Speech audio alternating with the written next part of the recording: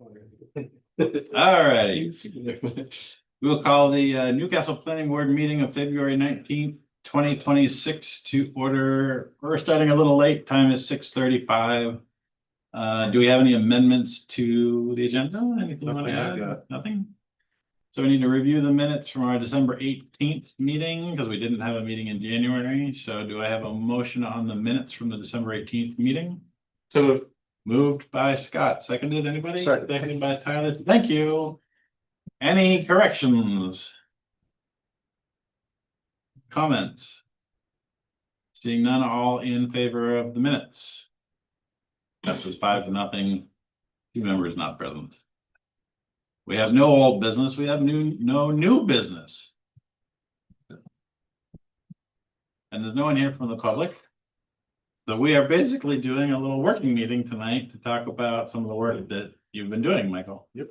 You want to take it away? Yeah, and we can spend as much or as little time as you all want to review. So I wanted to at least give it to you because I've been spending some time working on it. And if you've got thoughts, I'm happy to take them tonight or any time you want to share them. But what I've basically been working on is trying to come up with standards to expand the road types, thoroughfare types that the town has, because right now there's effectively, if you go to the roads, driveways, and entrance ordinance, there's a standard for public road, private road, and driveway. And driveway is basically no standards. Private road is and public road and private road are 50-foot rights away, and that is wide. It's not like it's absurdly wide, but it's probably too wide for some situations. And that's one thing. And second is there's nothing that's actually preventing the town from taking on a private road. And the ordinance doesn't prevent that. There's like state statute that basically says if people petition the town and go through the process and the town votes on it, and the town votes to take it on, it could be like basically a old plank road that's 10 feet wide and meets none of the standards, and the town basically has to take it on because the legislative body said we're taking it on. So because of that weird thing, what I say take it on, it becomes a town road. Yeah, Town exactly. way. Yeah. So we have to all pay to maintain Yes. or improve. But the exception to that, I think, is like if they do like a subdivision, right? Because it's written into the subdivision that they have to bring it up to a standard.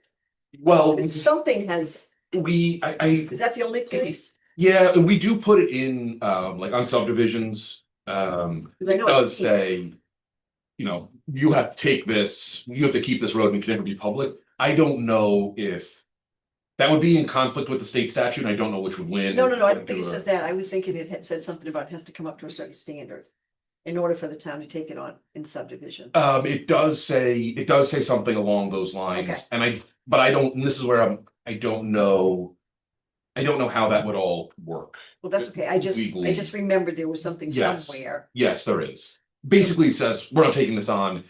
If you want the town to take it on, it has to be built to these standards. I don't know if that would stop anything. It would certainly bring conversation, but because of that, I don't think we need to have separate standards for public and private roads. I think we need to just have standards for roads. That way, anytime someone's building a new road, they have to build a road that at least meets some standards, even if it's gonna be a dirt road, because the town can maintain a dirt road. The town may not want to maintain it, but it could, and at least it's like, great, you built a road that, you know, all the stumps were actually taken out, all the under drainage was done, it was built properly. Ideally, the town doesn't take that infrastructure on because it's just more cost. But if it does, at least it'll be to a standard. So how do we define road? I mean, if there's a guy who has a farm and he wants to get to the back acres and he builds a road, now he has to have setbacks and all this on it. So, and this is why I want to go kind of get into this, and it ties into when we were working on definitions and I paving, vaguely remember this already coming up once. can I share? That this happened, okay, Remember cart paths? yeah, I remember, Yes, that, exactly that. You took out the cart path. So with all of this, we were talking about lots and lot lines, which you guys can't see, but part of defining what a lot is and what lot lines are and all of that, it's important to make distinctions between well, what's on the other side of that lot line and what actually is a right of way, frontage lines, things like that. And I'm gonna scroll down because this starts to get into let me see, I think I took some of I took a lot of like the building line, setback lines and things like that out.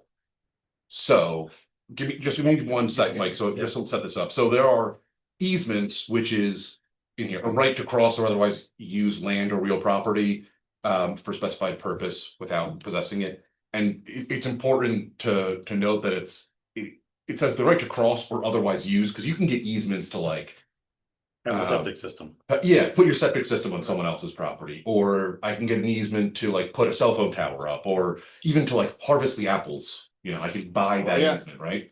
So or to walk.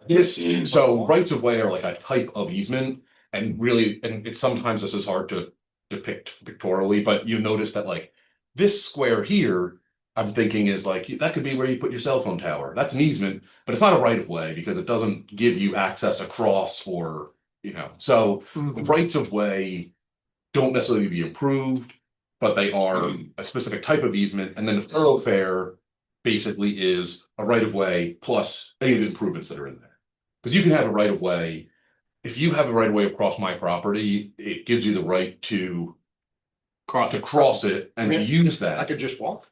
You could just walk in, and obviously you can like get into the specifics of what those rights are, but a lot of times it doesn't happen. But if you have the right to like, let's say, cross my property by pedestrian or by Motorized. vehicle. And do they make that distinction in the law? Yeah, So you're not gonna drive your Abrams tank across the property? Most deeds, Yeah, most Okay. deeds have it, but they might not get into, at least maybe newer ones might get into like maintenance and stuff, but essentially you do often, and I'm not an attorney, but this is my understanding, is that you have the right, if you have a right to cross my property, but even across my property, you also have the right to maintain that. Now, I don't know to what extent, like, can you put a tunnel and build like basically a covered bridge across my property? I don't know. But if it's a paved way, like you're allowed to fill in potholes and you're allowed to clear brush to make sure that it's passable. So there can be, it's good if you ever find yourself in one of those situations, like you probably want to specify that, like, I'm allowed to clear this because, that's where lawsuits start to happen. But so a thoroughfare is essentially, it's a specific type of right of way. Well, it's a specific type of right of way along with all the improvements. So your right of way or access easement can be, that's it. Like, you're allowed to cross my property. You want to clear trees, that's fine. I give you a 20-foot easement. You don't want to clear the trees, you don't have to. The thoroughfare is to try and get into some of the requirements that I started to lay out. And to your question, Scott, like, if you want to put a driveway wouldn't be a thoroughfare. A driveway doesn't need to have a right of way. We can basically say you're building, that would fall under more like the site standards where it's like, okay, you want to have a driveway that goes, across your property. And you're not, That's fine. the person who owns the property isn't at risk for some adverse possession or something. Right. Because you've invested in it over however many years, it becomes your property. For you're talking like, so when I'm talking about a driveway, what I'm specifically, the way I want to define it, I don't think I did already, is basically there's no easement with it. So, even so, if we have a shared driveway, it's like basically like you could use it at my good graces, and if I tomorrow say I don't want to use this driveway anymore, it could be a problem if you can't get to your property. You have to go to court and get like a prescriptive easement and all of that. Yeah. But for the planning board, the reason this is important is like if you've got a driveway across my property if the planning board wants to say, yes, you can develop your property. Or, you know, create a subdivision back there, the planning board wants to know that whatever gets built back there. There's an easement, they have a right to go across and access that's formalized. It can't be taken away. And it can't be taken away because I decided I don't will. want you to. Okay, Or my kids or whatever it is. So a lot of this is just to make sure that we set up, like, we can enforce the interests of the planning board, the town, or whatever it is. So, Well, and ensure that the projects that are being reviewed and approved function. function Yeah. correctly. And I'm thinking like, that is the town's interest is to make, not the municipal interest, but like our community interest is that. Where your house is, like, you can get to it and there's no fights between you and your neighbors about stuff that the planning board's gotten involved with. So, not that we're gonna prevent all the fights, but that at least, you know. when We're not out there formalizing creating this, that. Yeah, we're trying to, Yeah. you know, encourage those good fences. So that's that's what that. So when I'm talking about a driveway, and a lot of people do talk about driveways, you know, private roads, and sometimes not clear which is which, and. You know, we might be able to make some accommodation of like, look, if you wanna build a house on a property and use your neighbor's driveway. We're not worried about one person. You guys can figure that out. We may say, no. We're gonna worry about it and we wanna figure it out or make you figure it out, but we can get into the fine tuning. When I'm talking about driveway, I'm talking about. It's on your land, it's basically your path that you've made, you can move it. You know, that's separate from thoroughfares, which is access to. Like across someone else's property or to a property that's not adjacent to. Whatever the other road or whatever it is. So. Yep. Mike, you had something. And. No, I just want to, this is a big picture. Yeah. Conception question. So you provided this nice document. Is the intent here to meld this into the already existing road driveway and entrance ordinance? This is, Is that what the purpose of, are we gonna make you're gonna make another whole section defining roads, a whole other article? what I guess I would propose to do is. Take the roads, driveways and entrance ordinance, take whatever we can from it. Put it into the core zoning code as basically another article, so there would be an article for, This would be a whole new article. yeah, so there'd be an article Okay, for that's what I, thoroughfares. okay, yeah. Just like there's an article for Yep. uses, there's an Okay. article for buildings, there's an article for Yep. site standards, Okay, so. yep. To make sure that there's like clear distinctions, because sometimes you wanna build a road, you don't wanna build a building, sometimes you wanna build a building, you don't wanna build a road. Yep. Sometimes you wanna build, create a lot and a building, but you don't need to create a thoroughfare. So you can kind of go through section by section for any application that comes in and apply what's applicable and not what's not. But in the name of consistency, and because I made, I Yeah. went through, compared some of your definitions to the ones in the definitions section. Yep. Of the zoning code, and some of them different, like different. Oh, yeah. like the right Oh, yeah. of way, Yeah. whatever. So you'd also want to modify the definitions section to have everything be consistent. Right, That's right, right. that's So also, you just want to that's the big picture here. You want to Right. put this, meld this all in, make a new article, modify the definitions in the standard. Yeah. Section. and Okay. the reason, one of the reasons to put to take the roads, driveways and entrance ordinance and put it into the core zoning code is to make sure that there's one set of definitions. Oh, so you want to meld it in, Yeah, not entirely remove it and meld it into the original. yeah, so Okay, I guess we could I'm- repeal the existing roads, driveways and Okay, entrance. Okay. Now, and this is just like what I'm suggesting, so like. Yep. Whether this happens, if you think it's a bad idea, I wanna know, if you think it's a good idea, I wanna know, we can figure that out. That's what I'm thinking right now, so when I'm talking, that's kind of where I'm coming from. And the definitions, I'm sure you remember going through some of these definitions. I'm assuming that we'll get these put into the core zoning code and update them. That was the intention, and then I'm just using these while we talk about thoroughfares because these are good, clean definitions that I think, everybody seemed to like and I like and think they work for. They get at things like this where you might have a right of way that actually crosses someone's property, which is not it's not like that unusual here, so.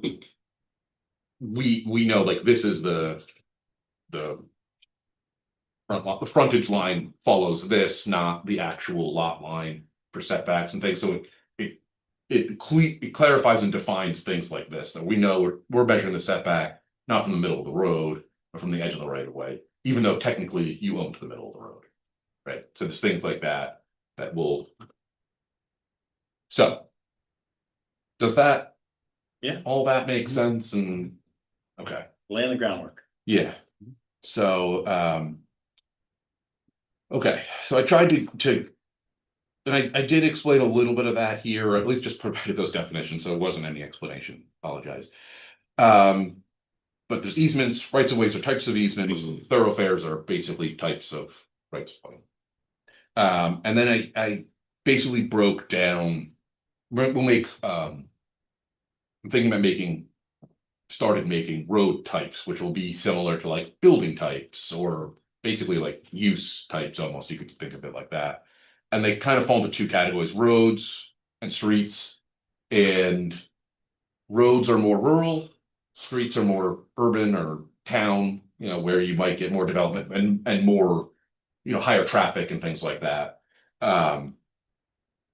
So when we're talking about that, that is what that distinction is.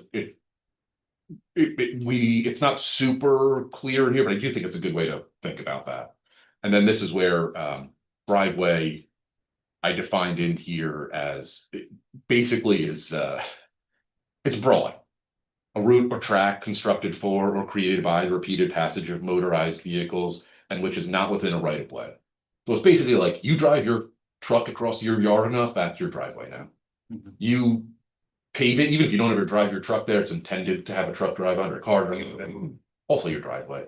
It's pretty broad because we want to make sure that we're kind of encompassing anything. We don't really regulate driveways, but So Anyway. making these distinctions,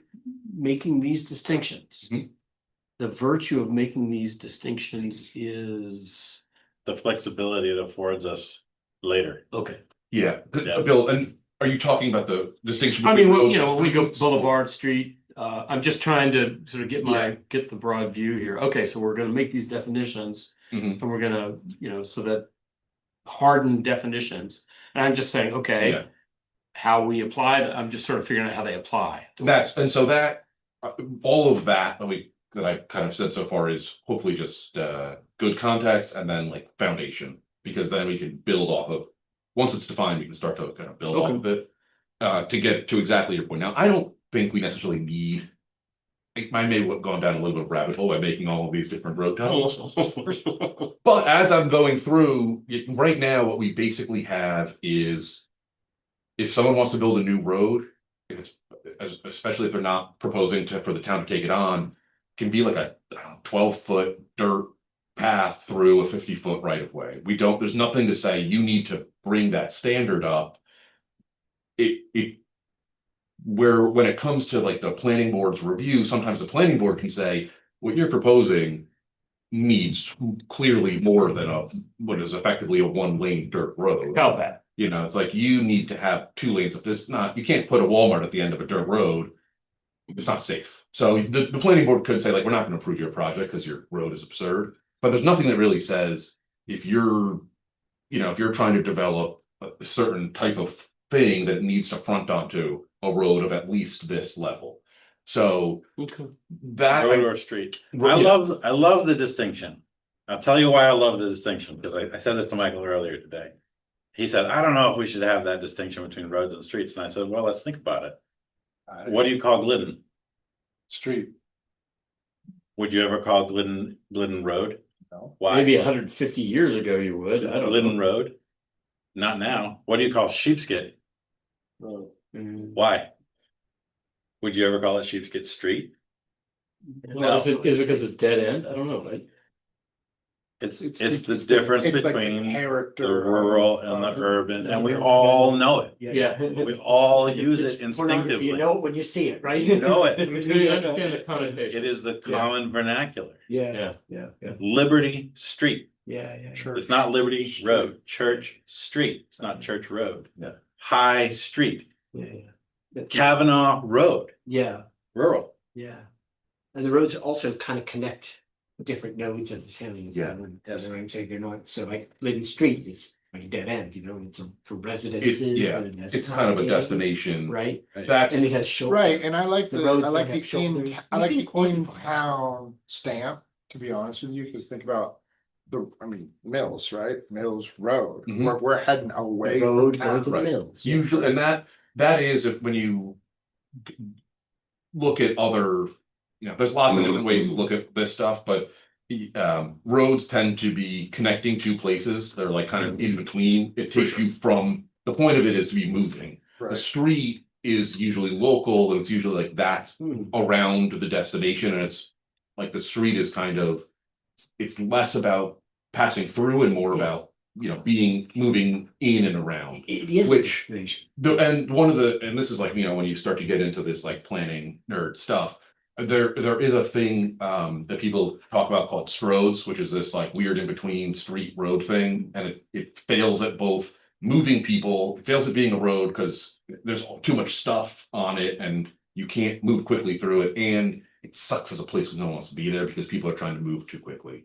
So it's this kind of conflict. Now, we Aptly named Pleasant Street in Brunswick. Well, yeah, there you go. for sure, yeah. Yeah. Perfect example of that's a a stroad, perfect example. Yeah. And so, Continue to be- we'll hopefully avoid. not a street, not a road, not Pleasant. Yeah. I think, the only reason I'm bringing this up is I went to graduate school for education. It was very frustrating because they would take words with common connotations and change the meaning of the words. Everyone knows what the word curriculum means, except for in education. They've Yes. changed it, they've made it something else. That's right. So as much as we can keep these Yeah. terms to what they're commonly known as, Right, Yeah. the better. That's I'm with that. And so, absolutely, and if you feel like when we're defining some of these things, they should be, maybe, we want them to be specific and say like, this is what we specifically mean when we say road, but it should be pretty close to what anybody thinks road. Knows what a road is, right? We don't want to be calling a road, like Route 1 should not be, well, actually Route 1 could be a road, could just be a big, really big road. Highways, I guess, would be roads, but we don't want to be calling like a little footpath a road because people think you can drive on roads. I mean, just normally, like it's just not. So yes, your I think- point is 100%. Your driveway definition there, as an example, Mm. is probably a good one, a common way to understand what a driveway is. And the language I think we need to add to it would be like limiter language. So that you can't claim that you're paving your entire front yard and calling it a driveway. Yeah. Because now it's not a driveway, it's a parking lot. Right. You know what I mean? So we limit it that way, but we don't need to reinvent the wheel. Right. Or reinvent the terminology. Yeah. Right? Fun historical fact, though, a lot of the deeds along Station Road refer to Station Road as the highway. Mhm. In the deed, that was the highway. The highway, yeah. Yeah. Love it. Love it. There's maybe a problem, I don't know. Yeah, and Back in the words, day, that's what it was. That was, Right, yeah, They right, didn't ever want the it. highway. and the words, the meanings change, but at least for now, we can update it again in 100 years, but at least for now, we You can. Yeah. We can nail these down. So when we say road, we mean this. Yes.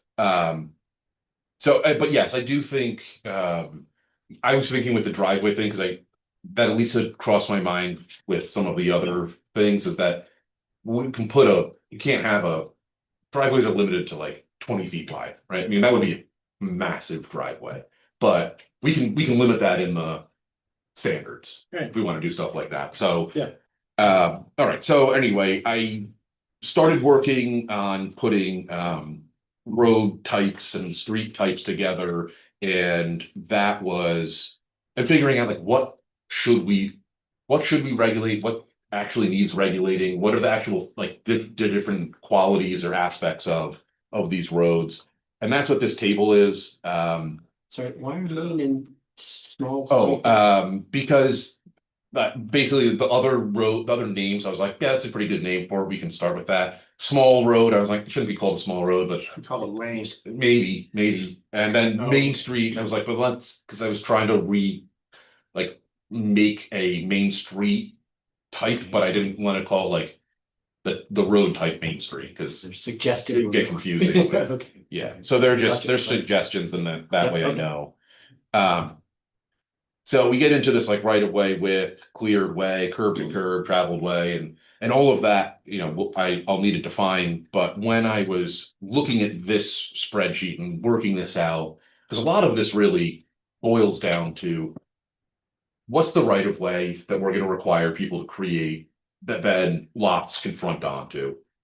And the really the long-term important thing there is if you don't leave yourself enough room and eventually you want to go back in and change your 1-lane road to a 2-lane road, or you want to add sidewalks, or you want to add utility, you know, as development happens and these things kind of, you know, evolve, you want to make sure you get that space, because otherwise you have to do what does happen sometimes, and it's very unpopular. You get to take people's property and knock their house down or move their house, or it's like, that's, nobody wants to do that. Or go 16 to 18 feet toward their toward their front yard. Yeah, You know, I just watched this happen in different towns. and that's, It's ridiculous.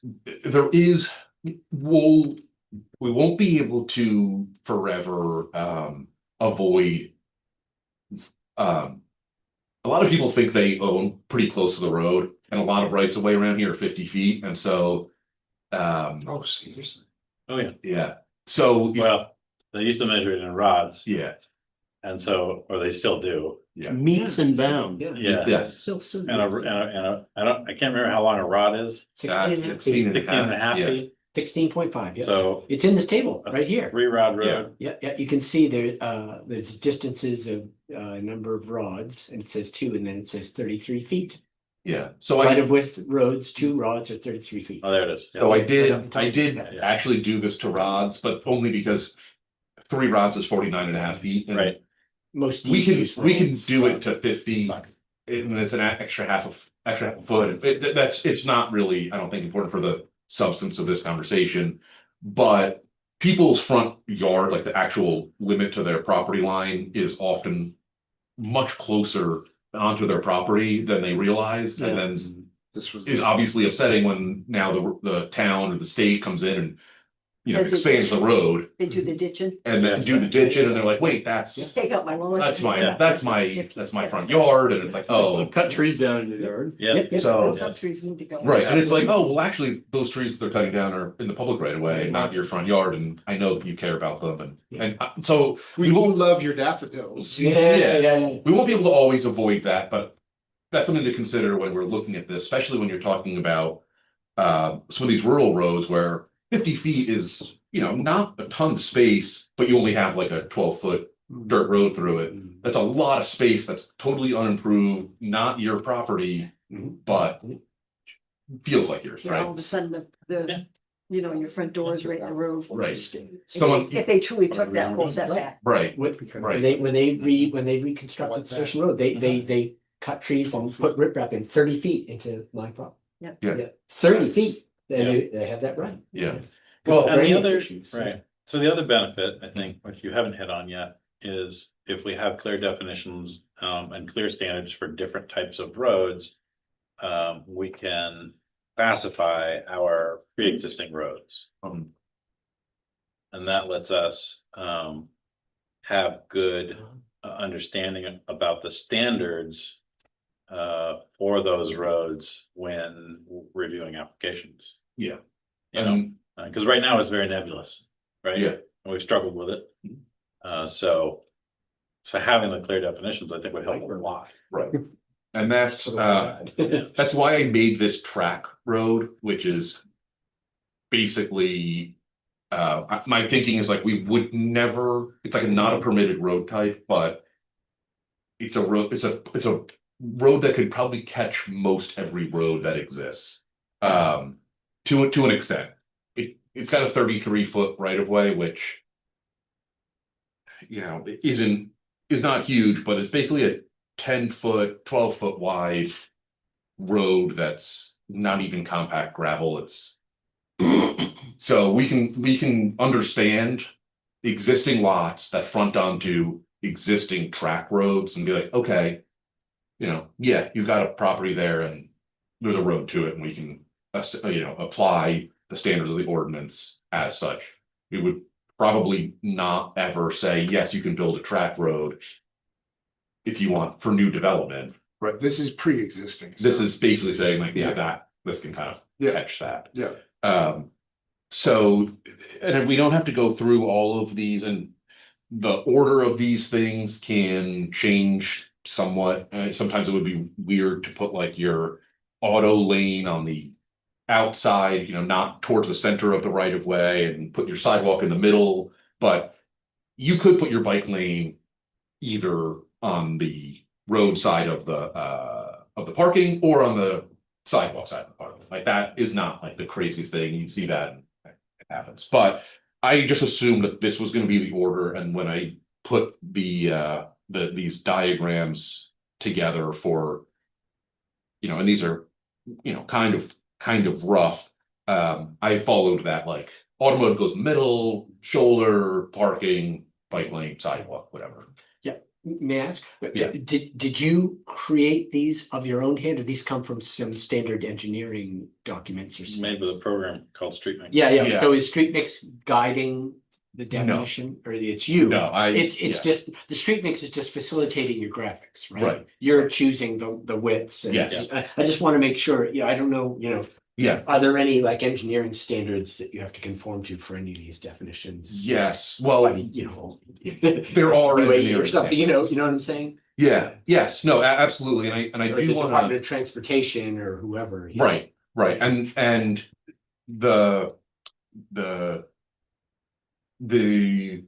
engineering standards, I am looking at this thinking that they would be kind of like the building code equivalent to the core zoning code, which is that you need to have a certain crown on your road to Yeah. make sure the drainage works, and Mhm. you need to have certain depths of these things. That some of that we may need to define because, and some of them are in the road driveways and entrance ordinance right now, like, but that would probably, I think that it would make sense to put that into basically the construction and buildings, the technical standards. That after the planning board says like, yeah, you need to have 2 lanes of traffic here and sidewalks on both sides.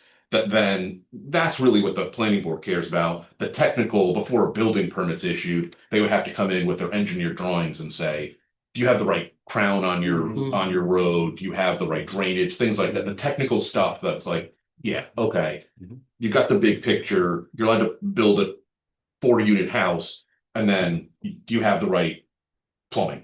Have you plumbed it properly? Have you designed the plumbing properly? Like the planning board should just be able to assume you're gonna plumb your house properly. You're going to build the road to the appropriate technical standards.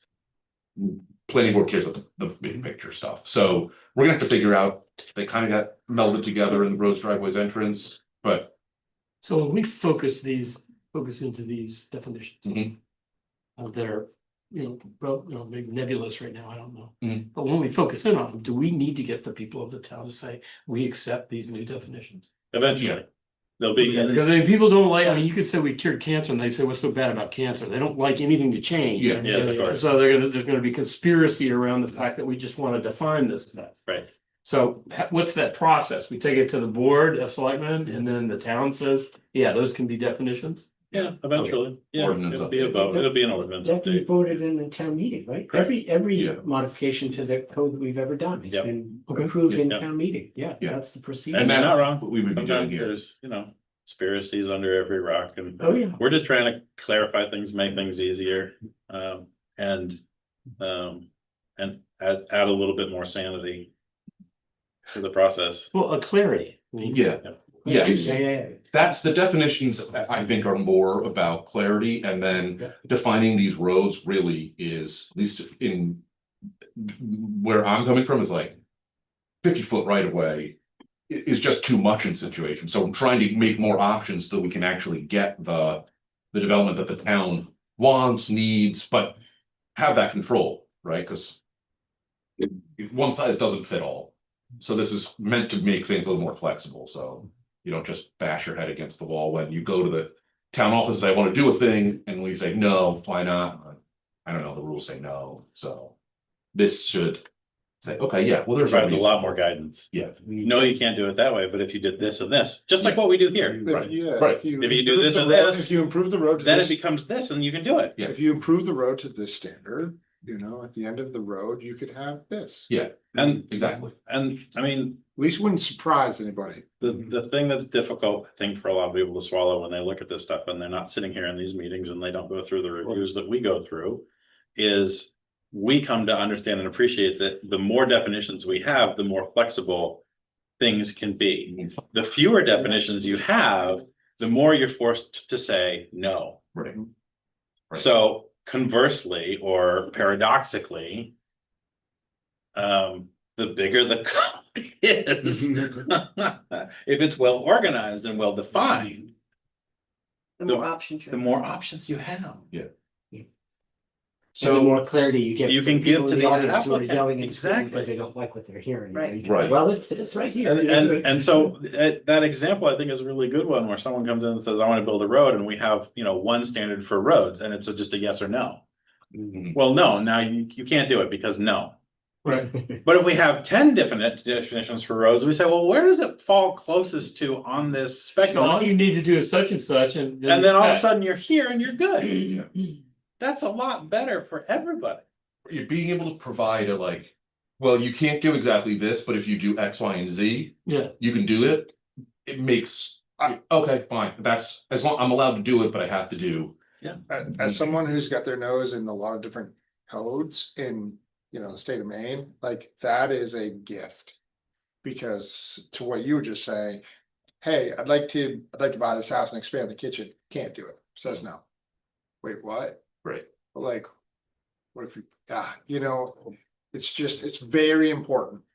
I like to think of this group as people who are trying to figure out a way to help people do what they want. Mhm. Yes, To get to a yes, yes. Yeah. Get to a yes, get to a yes. but get to a way in a yes that meets several important sure. criteria. For sure, Fair and equitable across the board. absolutely, Objective, not subjective, Right. dude. right? Those are the two biggest ones. Huge. After that, flexibility as much as we can provide so that we can maintain, I know character is a bad word, but that's what everyone believes they have in their different areas and pockets and places in town. Preserve those things so they don't get destroyed. That's, and that's, I think, what I'm trying to go for here. Is to provide the tools that then the town can decide that, well, we don't want big roads in there, or we don't want small rights of way that, but I want to at least come up with the tools, and then we can have that conversation of where is it appropriate? Is it appropriate? Where should we encourage it? Where should we discourage it? And what are the other things that I just want to mention on why the thoroughfares are so important is because the way, Newcastle doesn't limit lots based on, we don't have minimum lot sizes and we don't have density really. Well, we don't have density.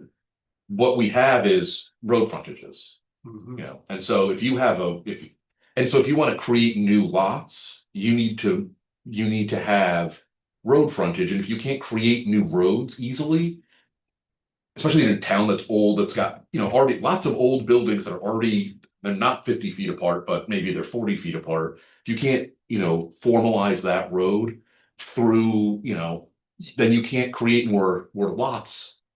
More So opportunity. there's no such thing as a property that doesn't have frontage? They're. I mean, could you have a 5 foot by 5 foot lot, but there's no frontage? Not a lot. yeah. Not a lot. You can have an Okay. easement, Okay, Yeah. like in the example of the cell phone. so the tower. very definition of having a lot is that it has road. It frontage. requires frontage. But yeah, now the exception is existing lots before the ordinance came in. So if you've got a lot now that doesn't have road frontage, it's a legal lot. Totally. It's non-conforming, legally non-conforming. And that gets into some weird stuff about like the town can say yes or no, depending on certain things. So you can have But if you want to create a new lot, if you don't have street frontage, you cannot create a new lot. Hmm. That's how, at Well, least how. That's this not works. technically true.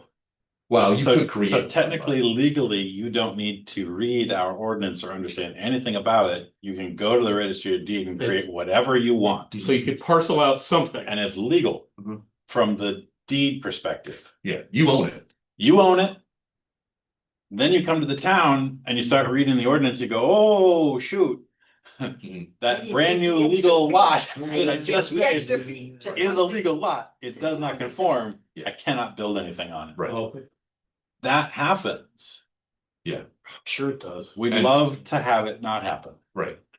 And ideally, people would check with their local town to find out what their ordinances say about lot creation before they create a new lot at the registry of deeds. Yeah, that is true, and that's the other thing, and that I'm trying to align with any of the changes is actually trying to focus in on when you're creating a new thing, when you're creating a new lot, here are the standards. You've already got an existing lot, those standards don't really apply because it's a legal lot already. If you did it before the code was. So what we're really worried about is, oh, you want to build a new building? Fine, you've got an existing building that's non-conforming, legally existing non-conforming lot. It doesn't mean if you build something last year that was illegal, that now when you come, it's legal, like it has to be approved or predate the ordinance. To Scott's point, there are plenty of lots currently in town that only have frontage on private roads, right? And there are plenty of lots that have no frontage. Yeah, Yeah, okay. Sure. and lots Right now, on private right, roads, yeah, that's totally fine. And that's part of the reason that I'm kind of removing They that couldn't have you distinction now. is because they're, If they wanted to recreate that lot now, Yeah, they could do it legally at the registry. It wouldn't conform to the code. right, so they're in a pickle, right, yeah. Right, Yeah, yes. yeah. So, being able to provide those folks with a path. Because we're a frontage based, right, form based building type code. The more road definitions we have, AKA frontage types. The better, The more opportunity. the more opportunity to reduce Yes. legal nonconformities. And it would open the door for right of ways and easements. So you can have a legal parcel that's has no frontage. Yes. The courthouse. Can you sell it? Oh, yeah. Yeah. So you can sell it, even though there's no way you can get to it. You can still sell it to somebody who wants to buy it. If Doesn't know. if you can. Yeah. Right. The price would. The change question is depending on what the it, what knowledge, it's right? worth, yeah, but that's the market, but yeah, sure, it's worth something, Maybe it's mineral rights or something. yeah, right. yeah, that's. But I mean, like, Might be on this topic, right, if your neighbor has frontage and you are the buyer of that lot that he's describing. That's an opportunity to get a right of way off your neighbor, correct? Like, Yeah, I mean, using their frontage? We couldn't, What? the town couldn't, but you can. If, I don't think that it's actually Hey, legal. Larry, if you extend your driveway to Mhm. touch your back line? I'll buy your lot. I'll buy your. Yeah. Yeah, you could buy, yes, you can privately, you can buy an easement across your neighbor's property that's. Then fine. are we creating a road or is it a right of way? It would be a thoroughfare in this. It would be a right of way. Yeah, it would be a right of, well, You if wouldn't they, own that, you wouldn't own that property, we just either have an easement or a right of way to it. yeah, and a thoroughfare can be. Cause this happens all In an the ease, I time. mean, Just in a right of way, yeah, so a road is just. A type of thoroughfare, which is a type of access easement. So. Yep. I'm with What would, if you bought a piece of property that was behind my piece of property, and I just put a driveway across it, there's no easement or anything, I say, yeah, sure, you can build a driveway across it. I personally think like we should probably allow for that, like one, great, you want one, we don't need to make this whole thing into an easement. If you wanted to put like multiple units on there, you wanna put.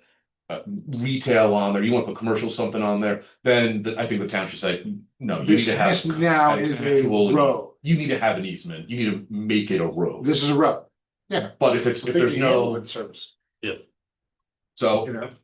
Yes, and that's actually, I think, probably the main reason is to basically make sure that public safety can get to that property. Right. Yeah, That's like 90% of why. but we gotta be careful about this because there is a condition, or an edge case where you have a legal non-conforming lot because it doesn't meet the frontage requirements, Mhm. right? Yep. The creation of a narrow easement to the lot. Mhm. The question is, should or should that not make that lot conforming? Right.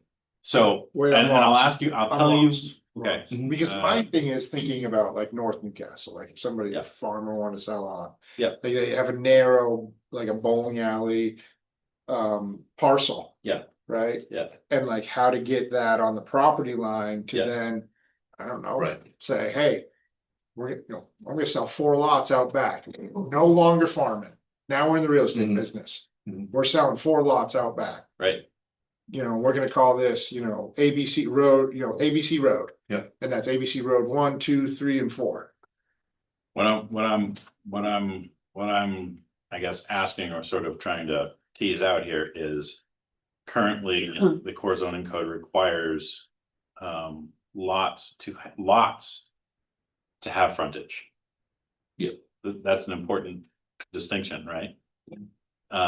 So if you're creating a lot and you've got something, you have to design it or carve out your lots from your bigger lot in such a way that that newly created lot and every newly created lot has the frontage requirement. Yes, this is what I'm hung up on. Okay. How on earth would you do that? Well, We had that happen not that long Well, ago. I mean, We like, had a guy come who wanted, I think he wanted like 8 lots on a road, and he didn't have enough frontage, so he ended up, I think, cutting it down to 6, Yeah, or 5. 5. Yeah. Yeah. Oh, yes. So that he had enough road frontage for each lot, because he was thinking, I can put 1 road in and service 2 houses, but you have to have enough road frontage for both, for every house. So what that does right now, and this is really important, that was the Lewis Hill Yeah, no, subdivision. that's what I was asking, yeah. So- What that does is it actually forces, in my opinion, it forces, and this is an opinion, but I think it's backed up by the geometry of it. You can't create more non-conforming backlots or limit access to backlots. You have to actually put the noodle time in to do it correctly.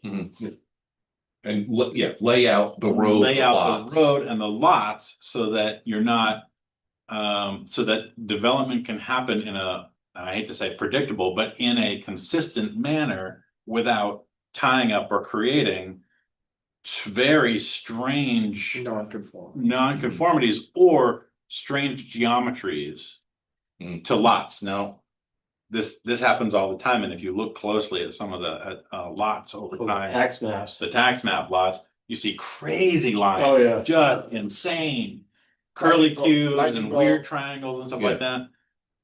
Enforcing the frontage to the lot line eliminates a lot of that possibility from happening from the get-go. Mhm.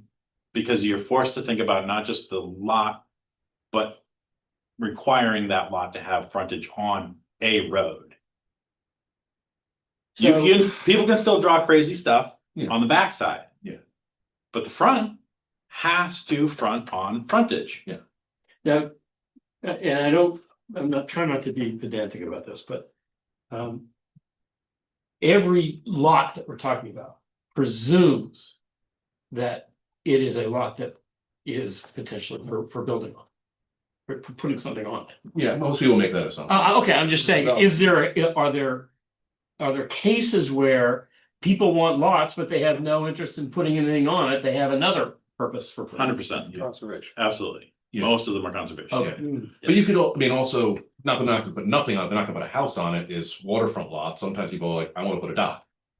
So I don't need much. Now, shoreline does make that hard, but like, that is something, even like cell phone towers, right? Sometimes it's not just a easement, sometimes like we wanna buy it and it's, this is why actually, that's not true. in Damascata, we separated density from minimum lot size because you go to a lot of towns around here and it says the minimum lot size is 1 unit per acre or whatever the number is. It's like, well, what if I don't want to put housing on it? Yeah. Well, so that now it's like, well, the minimum lot size is 1 acre and the density minimum is, or maximum is 1 unit per acre. They are separate things because exactly that. And so we don't do minimum lot sizes, but that's why we have minimum road frontages because that in place of kind of in place of density, but we also then don't have like you need to have 10 feet of frontage for every unit. Like we didn't Yeah. then go off of that. So somebody wants to put it in conservation. Mhm. And, you know, for whatever reason, tax reasons or whatever, it's not a lot, it's a parcel. Oh, still a lot. Well, it has no front. Right. Uh. But it would be a lot, it just would be an unbuildable lot, basically. You wouldn't be able to develop on. Okay, so We the do have definition some- of lot doesn't have to have frontage. No. No. Okay. No. Then I misunderstood that. Yeah. I'm sorry. If you want to use it for anything other than just leaving it completely natural, Right, it has to conform. okay, Yeah. I So misunderstood that. and so this is a good, I want to close this loop full circle because when you pushed your folder out there and said, I've got a non-conforming lot behind my lot in the front. Yeah. And you said, I'm gonna put a little You put right away Driveway, to it, yeah. easement up to it. My point was this, creating that little easement up to that lot does not then make that lot conforming right. Because there's no frontage. because it still has no frontage. Mhm.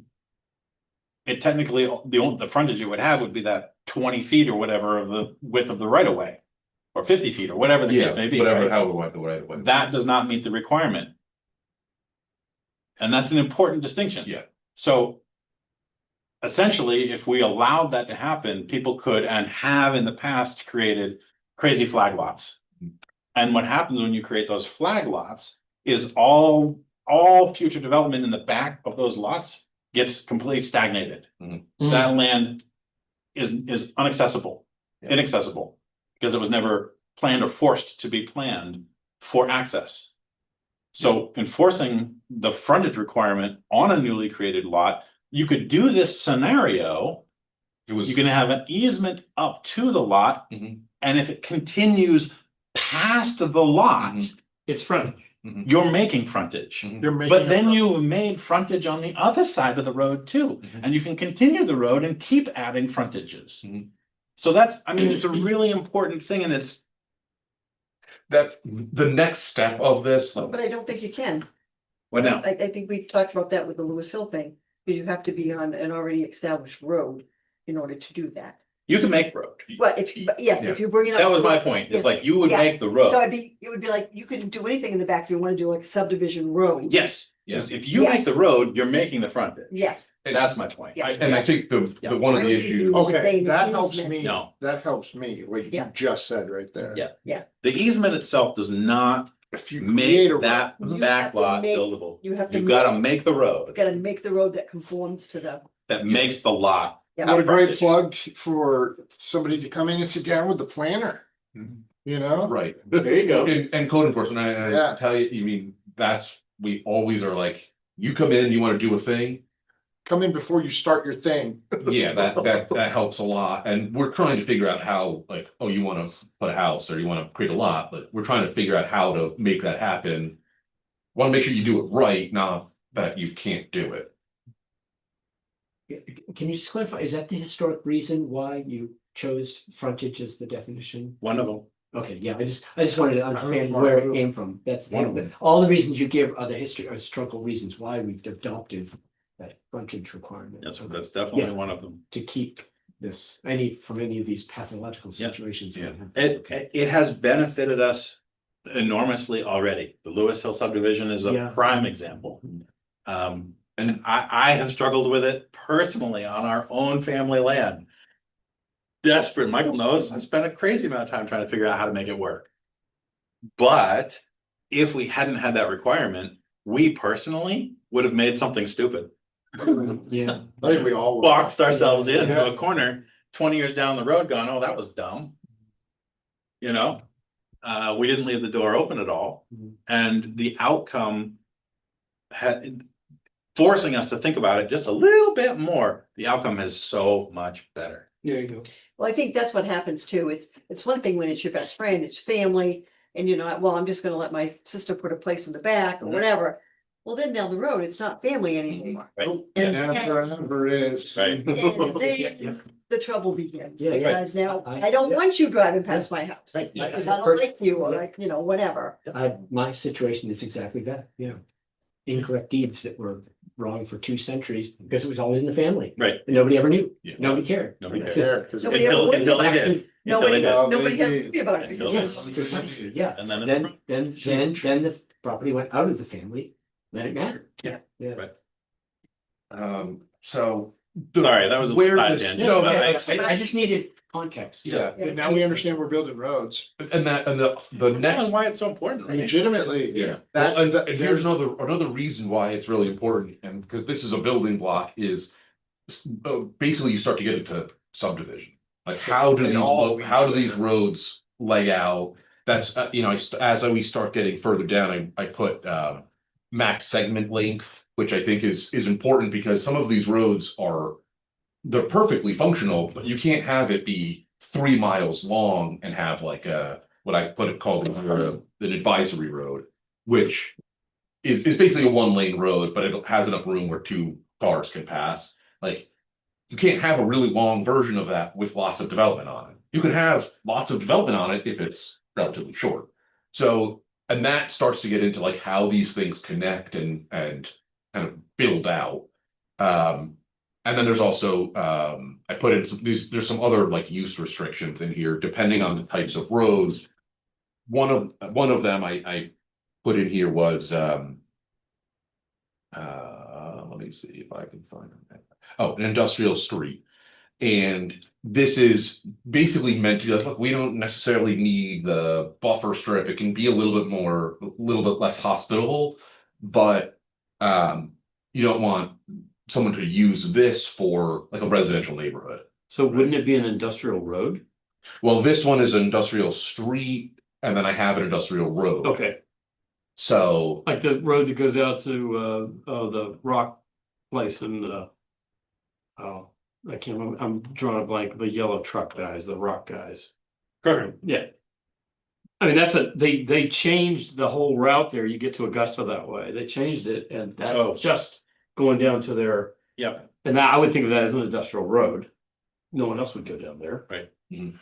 Okay. well, this is basically, I'm thinking like in the fabrication district, and we might not say you can do this wherever you want. It might be like this is only in the fabrication district or something like that.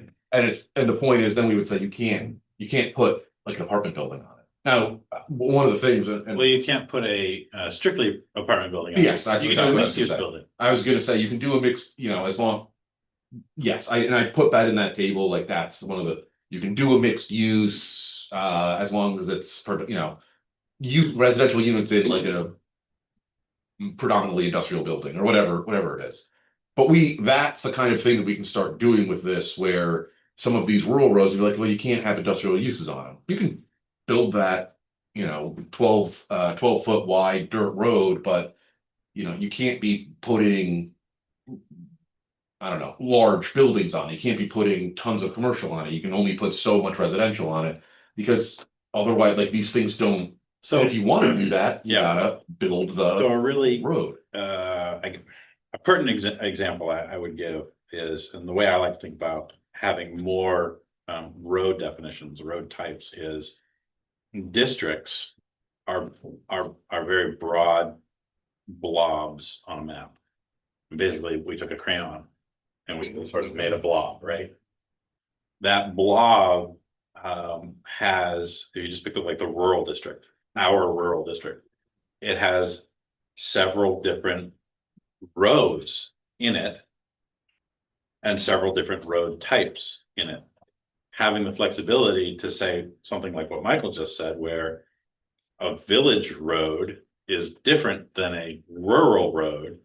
You might not want to have intensive industrial activity or development on the village road, and that may be fine for the rural road.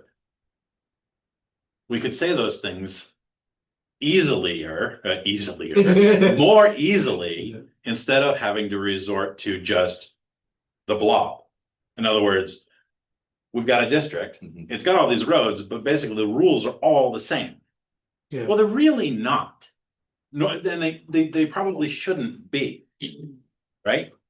Because we've got that gradation of different types of roads with different types of development that already exist there. So if we were able to call, literally, I'm saying a spade, this is a village road. And add conditions, ask the residents, say, if you think that your road should have intensive industrial development on it, well, then it's this type of road. But if it's not, if you don't want that there, well, then it's more appropriate to be called this type of road. And it helps guide development within a district a little bit more with a little bit more flexibility and fine tune. Cohesion. Uh-huh. Is that something that people can use as a, I don't know. Is that something they can say, we don't want so-and-so's, even though the person has is in an industrial zone and he can put a tire retreading plant in. But people in the village don't want tractor trailers going up and down the road. Can they say, this is not a industrial road, this is a village road? Potentially. Yeah, I mean, Well, we'd have to flesh that out, but I'm just trying to see if that's actually a tool that somebody wants to prevent something from happening. Is the road a tool? it could potentially be a tool or pathway to do exactly that. Okay, Or the reverse. right. But the other thing you have to remember, a lot of our roads are state aid roads or state roads. And you'd have to look at that differently. I mean, nobody Okay. can say, on a state road, well, I don't want that on my road. I mean. And that's been- We're not gonna change. I mean, like 194 is a state road. Right. You know, I mean, it's still in rural. There's 35 feet of 218 that are a city road. But no, not state. we can absolutely say what we want, and don't want on that road. We can't affect, because we don't have control over the road itself. We don't maintain the road. Right? We don't build the road, we don't maintain the road. But I think getting back to where Scott was going, you gotta be careful, because, it's like, not in my neighborhood. Of course, yeah, No. we never want to create standards that can be weaponized. Right, that's what I was trying to right. get over. and figure And that's out. not the goal Yeah. at all. I'm not, you could, but that's kind of how things are now, where if someone comes in and proposes a development, part of the subdivision review, people come out and say, well, our road can't handle it. And that's always fair. That's part of the planning. We've heard that with every Every potential. single one, and you'll hear it again. Yes. And that's not probably not gonna stop. But it should make it a little bit easier when like, well, this clearly fits the definition of a, I don't know, a local road. And though that can handle, a certain amount of traffic, and we can figure out how that works. The other thing though is like, right now, a lot of times, it seems like the planning board can say, no, we'll only let you do this if you improve the road.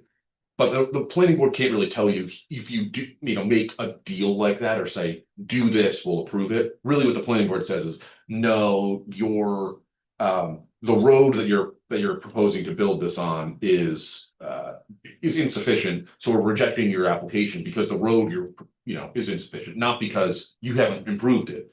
What they could say though is then, oh, well, we're gonna update our proposal to say, we're gonna improve the road. Satisfy the road requirement. Yes. Or at Now you have our to give expense. us the permit.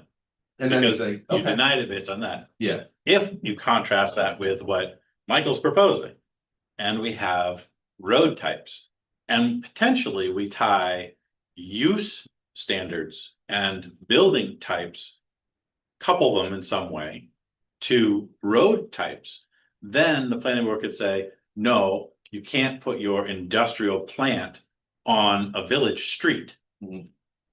You can put it on this type of street or that type of street, but you can't put it on a village street. They have no recourse to then upgrade the village street to an industrial road. they might.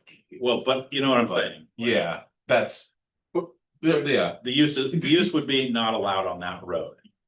that, yeah, gets into like, well, what kind of control of municipality, you can't, I mean, you can't just go build whatever you want, be like, well, now it's a good enough road. And municipalities have some control, like, well, we don't want that road there. So, no.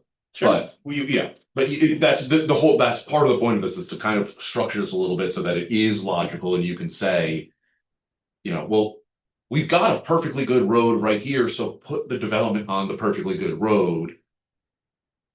That use is allowed. I mean, this stuff kind of layers on top of itself, and that's again what I'm trying to kind of pull apart here, because I think it gets muddied sometimes. Is you have a roads article, we have a use article, you have a building article, and if you want to build this thing, right now we do kind of look at it a lot of times like all together, but really you should be able to go through one by one and say, are you allowed to put this use here? Yes. Okay, good. Check. Are you allowed to put this building here? Yes. Okay, good. Well, now you can put that use in that building. You have, and that, because if you come in and say, oh, I want to create this lot, put this building on it, put this use in it, if you don't get all three of those correct, we say no. Right? But roads are this weird kind of amorphous thing where we don't have a structure for it. So this will allow you to be like, okay, here's the standards for the road, here's the standards for the lot, here's the standards for the building, here's the standard for the use. You can see what each of them are. You want to do this? Yes. I'm Here's how, just here's trying how, to say here's it how, adds here's- more dimensionality to district thinking. Hmm. Instead of being a flat blob, Mhm. all of a sudden you've got some depth. I know we're gonna move on, this is an innocent question, but aren't we passively trying to get to the point where if this were going to happen at the end of a dead end road, that if the applicant wanted to actually spend the money and upgrade the road, if the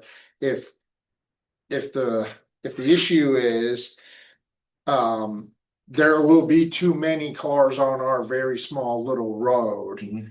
and this is baloney, and we don't want that traffic, there's no turnarounds, we can't get off, there's not enough space.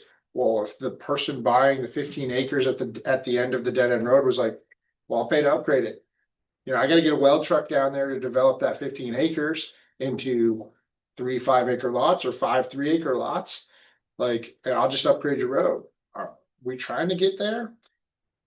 Well, Who's Because gonna like, upgrade the road, the developer? yeah, what if? we're already kind of there in that. Because like in my head, that makes sense. Yeah, and we are already there, except it doesn't, it's not very clear, right? When an application, especially like a subdivision comes in here, like I said, the planning board doesn't say build a better road or we reject it. They basically said the road's insufficient, rejected. But if they say part of my proposal is I want to build that same subdivision Mhm. and I'm going to improve this road, there's questions of the private road. You have to make sure that you get the rights from everybody who owns that road. But if assuming they can line all of this up, There's no way to avoid that. So Because it's my hard. understanding when Peter was here visiting us, the attorney. He's like, you cannot impose improving the road as a condition. No. Right, he said that, right? but On a what- private road.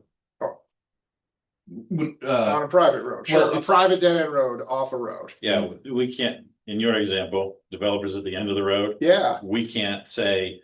You must upgrade the road because now that we have these clear definitions of easement, right of way, thoroughfare. As Michael just said, that end of the road developer would have to get rights. From every property owner along the road To improve. to improve it. Okay. And if they don't get all the rights, they can't improve it. If it's a private road. Period, end of story. Now, this is again where easements come into play here, right? So if you buy a piece of property, you end up with rights for the road, assuming you can access it. Now, depending on what those rights are, depends on the easement.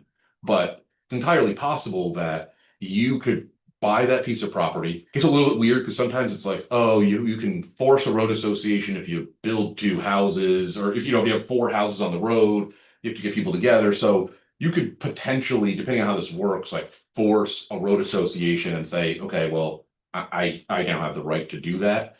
But that all gets into like, That's private. It's not at the planning board level. Right, and most of this kind of stuff is gonna be new roads and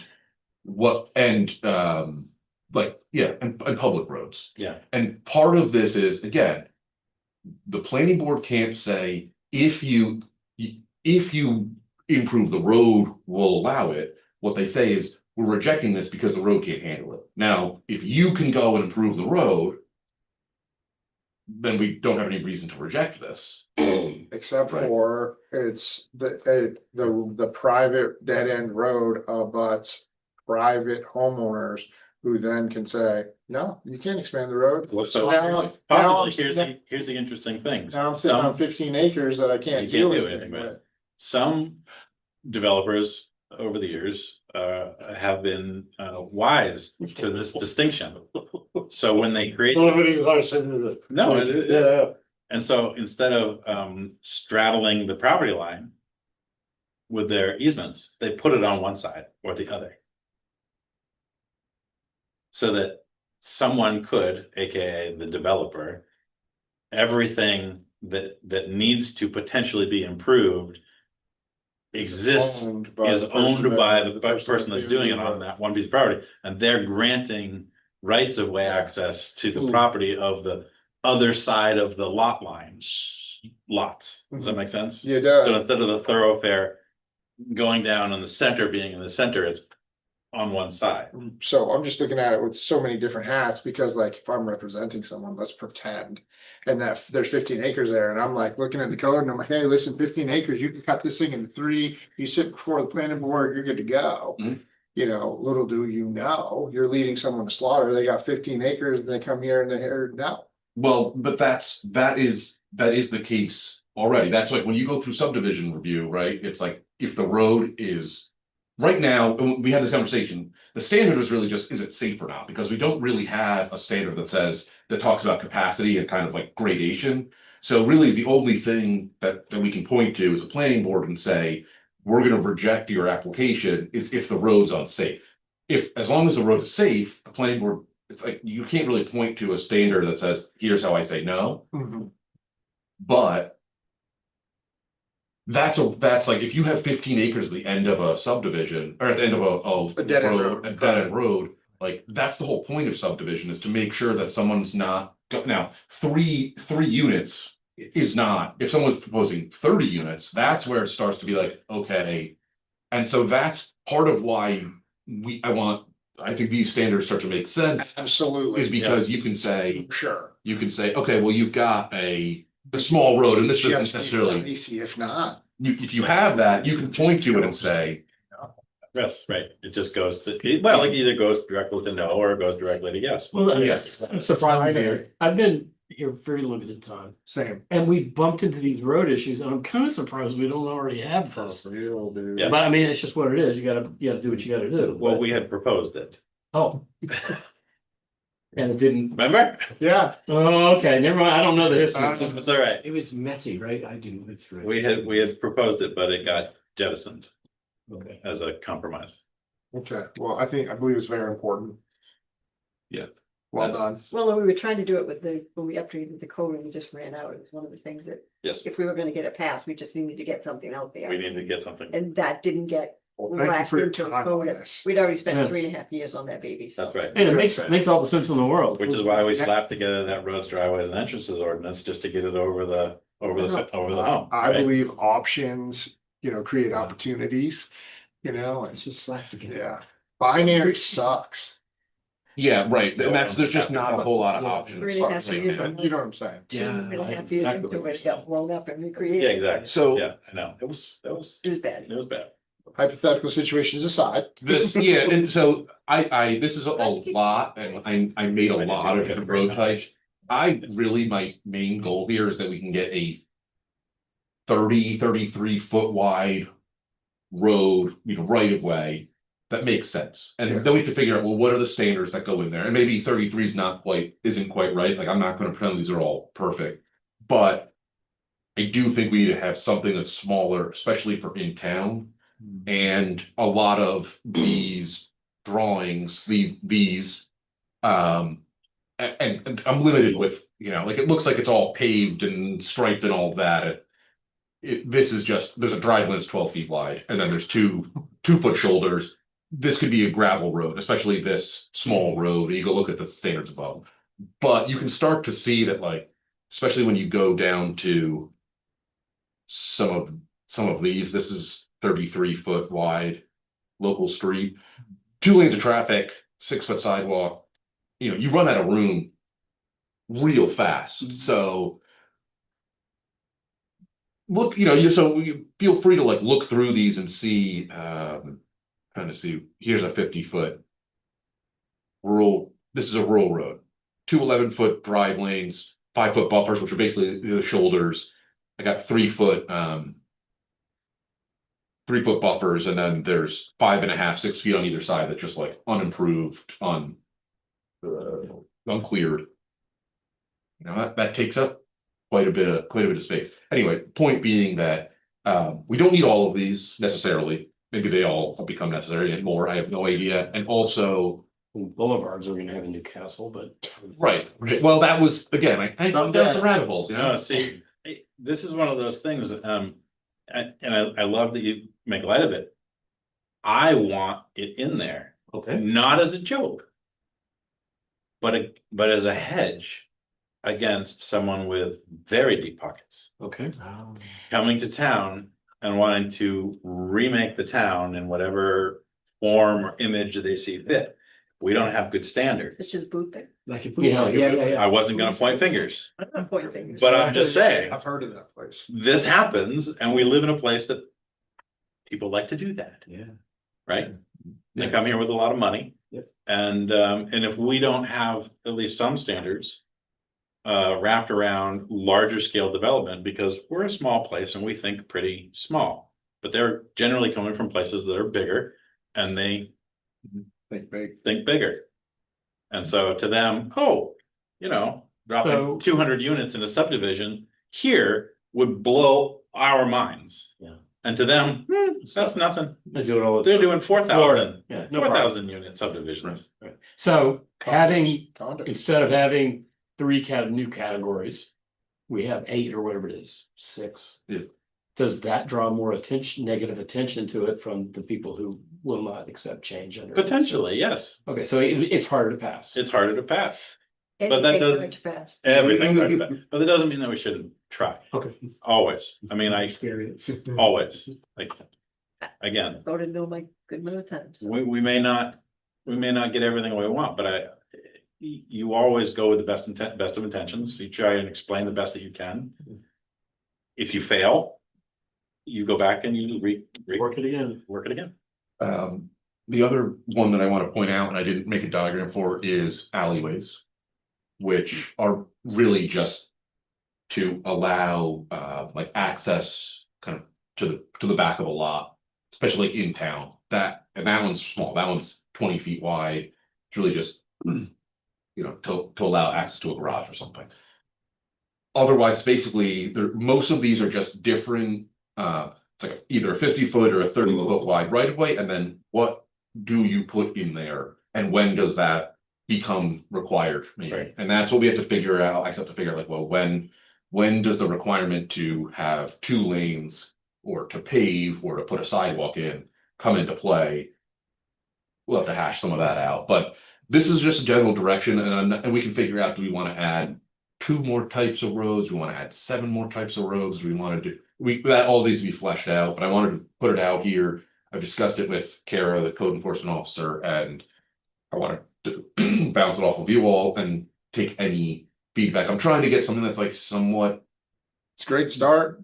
together before we start really going and saying, like, public, what do you think? So It's always a great idea to put something in front of a committee instead of just asking the question. We've got something to look at and to work on. yeah, That's good. yes. Have something more fully formed. And also, like, I know I'm not gonna be able to think of every possible issue that could come up, so if you come up with things and you're like, have you addressed this, that, the next thing? Let me know.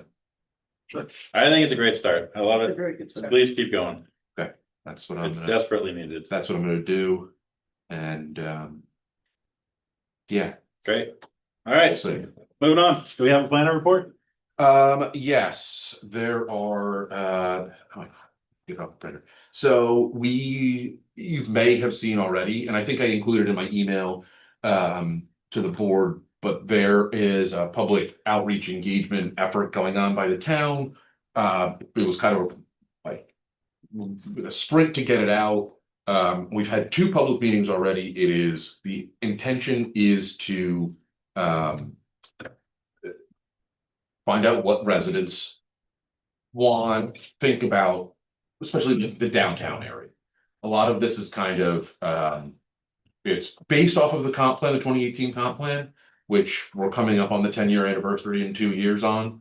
And I want to start, poking and saying like, not, do we need to overhaul it? I don't think I already have said, I think it's great. Yeah. But ground truth and make sure that people still support the issues are still relevant, that people still support, or make sure that we're. There's been 2 meetings already? There was one in person and then a virtual one. So the first one was about like what makes Newcastle Newcastle. Sure.